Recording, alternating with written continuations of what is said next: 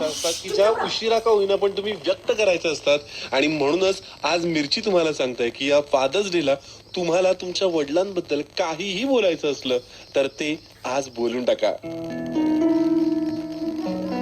98.3 मिरचीवर मी आई शपथ अजिश तुमच्या बरोबर. मिसमॅच सीझन 3 मधून अनुराग सैकी, रॉमी आणि आरंभ बॅनर्जीचे आवाज मी तुमच्यापर्यंत पोहोचवल्यानंतर सध्या आम्ही तुमच्यापर्यंत पोहोचतोय स्मृतीचा आवाज चिंचवडवरनं, जिला तिच्या वडिलांबद्दल तुम्हाला काहीतरी खास सांगायचंय.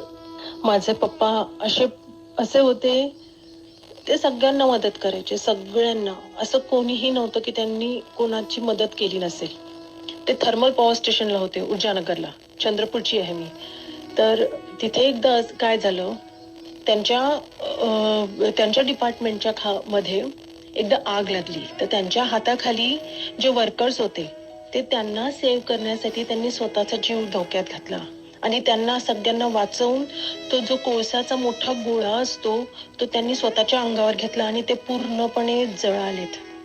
ते 80% जळाले होते आणि त्यांनी सगळ्या वर्कर्सला त्यांच्या सेव्ह केलं. मी हे बोलते तुझ्याशी पण माझ्या अंगावर काटा येतोय.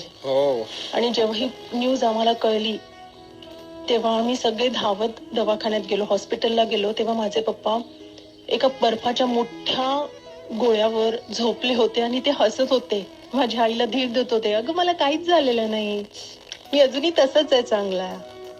आणि माझी आई प्रचंड रडत होती, पण माझे पप्पा एवढ्या कंडिशन मध्ये सुद्धा हसत होते. खूप छान होते माझे पप्पा. हे असे अनुभव ऐकलं ना की असं वाटतं की बाप फक्त हे एक नातं नाहीये, ती एक वृत्ती आहे की जी तुमच्या रक्ताचे काय